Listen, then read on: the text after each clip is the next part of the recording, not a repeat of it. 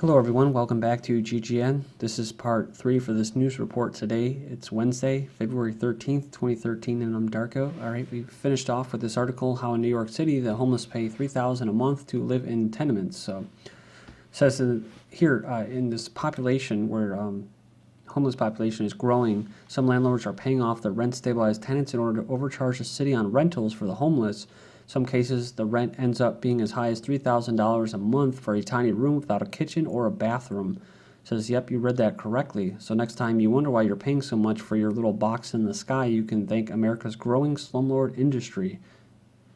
So the city's Department of Homelessness Services pays many times the amount of the rooms it would usually rent for, spending over $3,000 a month for each threadbare room without a bathroom or kitchen because of an acute shortage in shelters for the homeless men and women.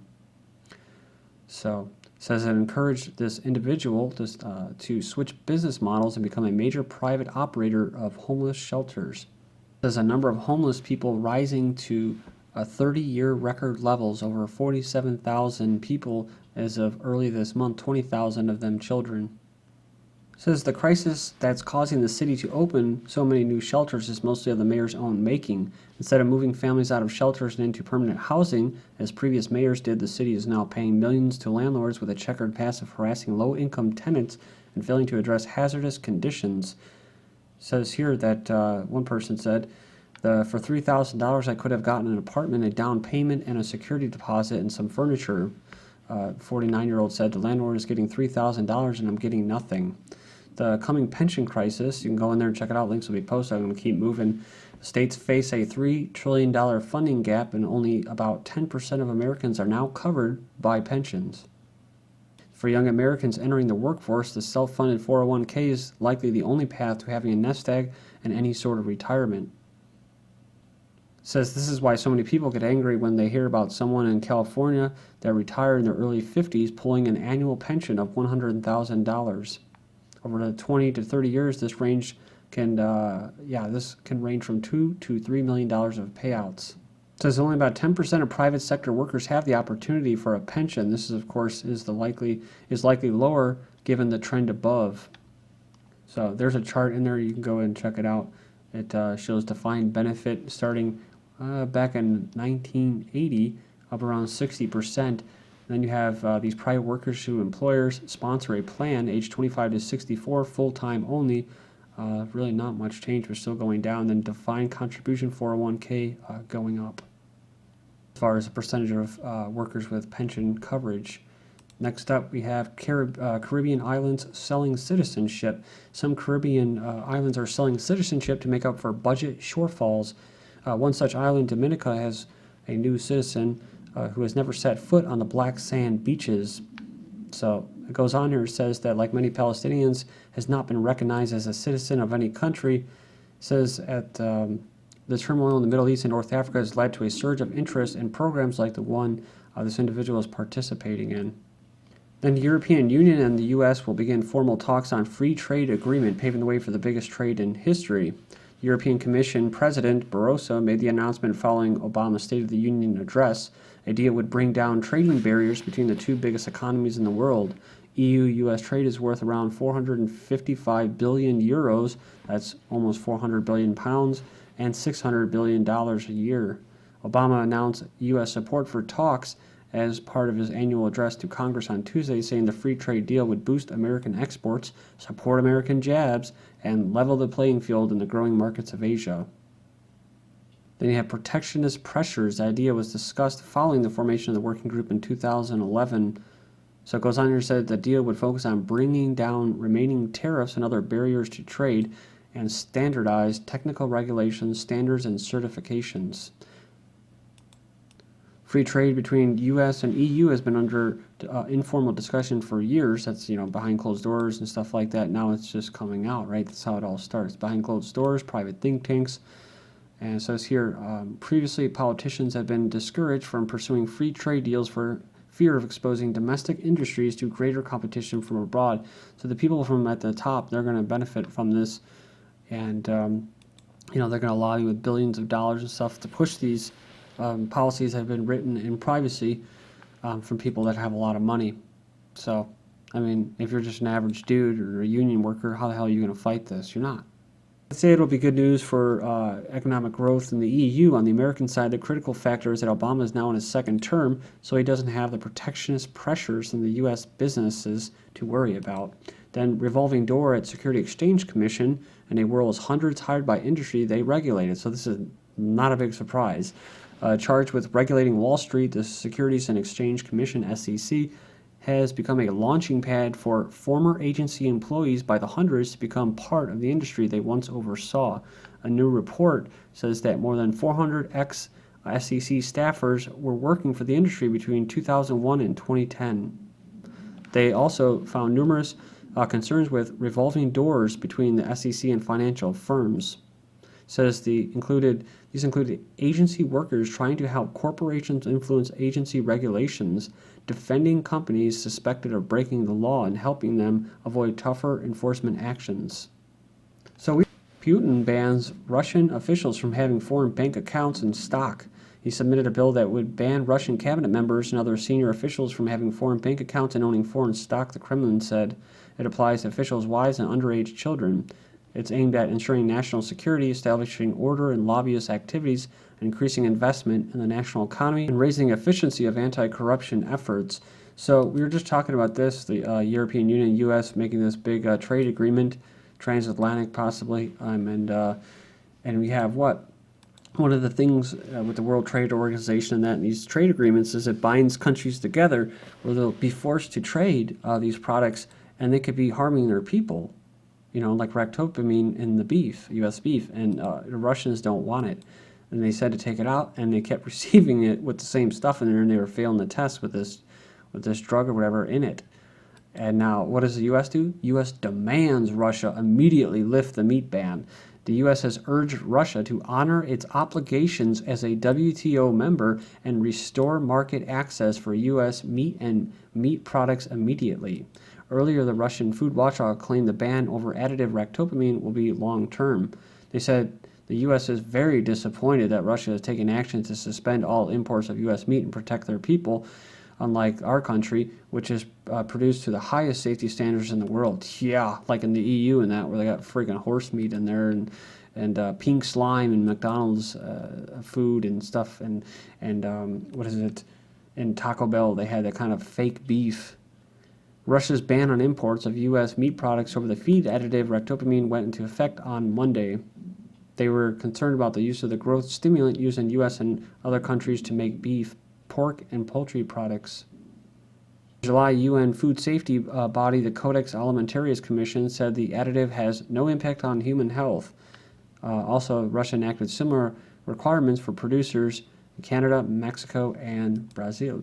The meat industry now consumes four-fifths of all antibiotics. Isn't that crazy?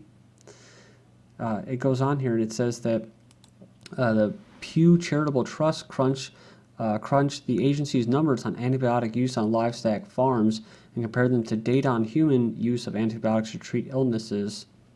So it goes on there and says that while human antibiotic use has leveled off at below 8 billion pounds annually, livestock farms have been sucking in more and more of these antibiotic drugs each year, and consumption reached a record nearly 29 billion pounds in 2011. So here you go, millions of pounds sold in this little chart, and this was back in 2001 at about 22 million pounds. So, and then here's the sick people.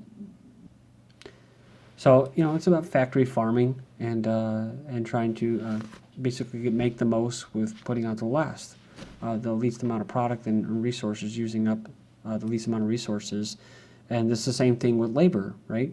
Because labor is a resource. That's your time, and you know you can't produce time with a machine or something like that. Maybe down the road, but until then, you know, time is very valuable, and so they want people's time, and they want them to be able to commit to giving up their time for less in return, and that's what's happening after this wealth consolidation operation. As far as bringing jobs back to America, they want cheap labor. They want to exploit people. They want to set up these laws and international agreements, trade agreements, in order to protect big international corporations from actual grassroots lobbyist groups, people that are trying to protect their protect their livelihoods. More hospital deaths to be investigated. 9 more hospital trusts are being investigated over the mortality rates, says the NHS Commissioning Board. Said the 9 trusts have stood out on the hospital standardized mortality ratio for 2 years in a row. Said the 5 trusts to be probed were identified as having higher than expected death rates. So they're talking about unsafe conditions and stuff like that and regulations, but really this is a success. So, you know, I mean, that's how you have to look at some things. I mean, this is a success, right? There's going to be 20 million workers that aren't going to be needed by 2020, so it's just like, well, they got to go. They're useless eaters. Well, they'll die, and that's what this death care is all about. All right, then we have blind pensioner, 97, jumped into harbor and drowned soon after doctors told him he had cancer because he didn't want to be a burden. So it goes on here, it says a blind man didn't want to lose his independence. The former sailor was still able to cycle to the supermarket until 3 months ago, had spent 6 weeks in the hospital and was agitated after he left. So it goes on here, it says determined not to be a burden on his family, jumped into a harbor and drowned shortly after learning that he had cancer. The second New York hospital warns nearly 2,000 patients of possible HIV infection from insulin pens. I think I covered this before, but for whatever it's worth, it says a hospital in New York has notified 1,900 patients that they may have been exposed to HIV, hepatitis B, and hepatitis C days after another hospital in New York admitted making the same mistake through reusing insulin pens used by diabetics. So I guess that's good for the eugenicists who know about 20 million workers that aren't going to be needed. Connecticut wants behavioral health assessment of public school children and homeschoolers. So it says here that this bill 374, co-sponsored by state senator, would require all homeschooled children at the ages of 12, 14, 17 to undergo behavioral health assessment. The bill not only attacks the parental rights of homeschooled children, it also mandates that all children, even those enrolled in public school at grades 6, 8, 10, 12, be given the same type of behavioral health evaluation. Each healthcare provider would be required to complete a form supplied by the State Board of Education verifying that the child has received the assessment. It says also the chances of these children being diagnosed with something is very high. With so many normal behaviors now being considered mental illness, including creativity, it says it is indeed very likely that any expert conducting the behavioral health assessment will find plenty of concerning aspects of a child's behavior, and of course, they'll put them on some kind of pharmaceutical drugs. It's funny because in Brave New World, you think it's going to be like everyone's going to be all drugged up and happy. You think it's going to be voluntary, right? And it kind of is, but it's going to be coercive too. And it's going to be forceful through state regulations and that. But another thing is what? It kind of ties in with like 1984, is to dumb them down, right? 23% of America, and even in Brave New World, as far as like genetically creating people in labs and stuff like that. And just making them just useful, to do this job or to do that job, you know what I mean? A certain amount of intelligence, and that's it, nothing more. 23% of America is illiterate. 1 in 5 Americans lacks the basic skills beyond a 4th grade level. They say the most illiterate city is Washington, D.C. The least literate city is Bakersfield, California. Although I think this is kind of like, I would take too much to heart with this article or whatever it was, because it's promoted by colleges and stuff like that, saying that individuals who voted in the past 5 years, level 1, 55%, so level 5, 89%. So if you're smarter, you believe in democracy, the farce of democracy. And it goes in there and talks about people in poor countries and stuff like that. How basically you can't have families, right? Because if you can't keep up in the Brave New World, then what? Then you can't have a family. So it can lead to a generation of illiterate families. It's actually kind of making me more sick to read this. There's also a clear correlation between a person's literacy level and weekly earnings, right? Because we're not rated off personality, how good people are. We're rated on our money. What do you do? How much do you make? That's why a lot of women, that's how they look at men, as like financial, monetary assets. I didn't plan this, but I think I'm just going to bust into 4 videos today, so I'll just leave off here. This is GGN, and I'm Darko. Thank you.